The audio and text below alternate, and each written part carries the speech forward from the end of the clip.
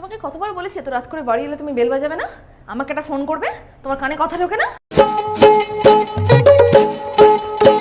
আরে 1 ঘন্টা ধরে এখানে দাঁড়িয়ে আছি, দরজাটা কি তোর বাপ এসে খুলবে নাকি?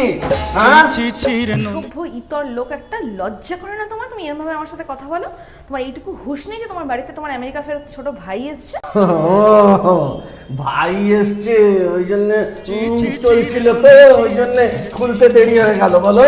ছি ছি ছি ছি ছি ছি, সকাল থেকে রাত অব্দি যে মদ গিলে বাড়িতে আসো সেটা তো তোমার মা জানে না বা বাড়ির লোকেরা জানে না। তোমার এই ইমেজটা না আমি প্রোটেক্ট করে রেখেছি। আমি ব্যবসা যাওয়ার নাম করে সকাল থেকে গলা অব্দি মদ খেয়ে এসে এখানে যা নয় তাই বোঝো নিজের বউকে, লজ্জাও নেই। এবার এক চল লাগিয়ে দেবো কিন্তু। সে আর নতুন কি, এই মার খাও তো আমার কপালে আমি লিখিয়ে নিয়েছি যেদিন তোমাকে আমি বিয়ে করেছিলাম। আমি না থাকলে না তুমি আজ ত্যায্য পুত্র হয়ে যেতে, ত্যায্য পুত্র। কি হয়েছে বৌদি? কি আর হবে ঠাকুরপো, যা রোজ হয়। তোমাকে দাদাকে বিয়ে করে আমার জীবনটা নরক হয়ে গেছে, নরক।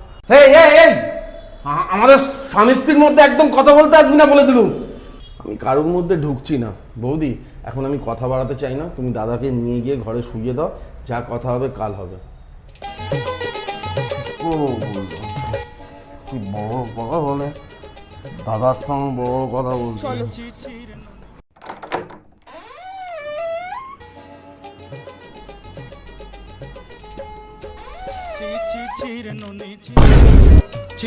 Cheer noni cheer cheer cheer noni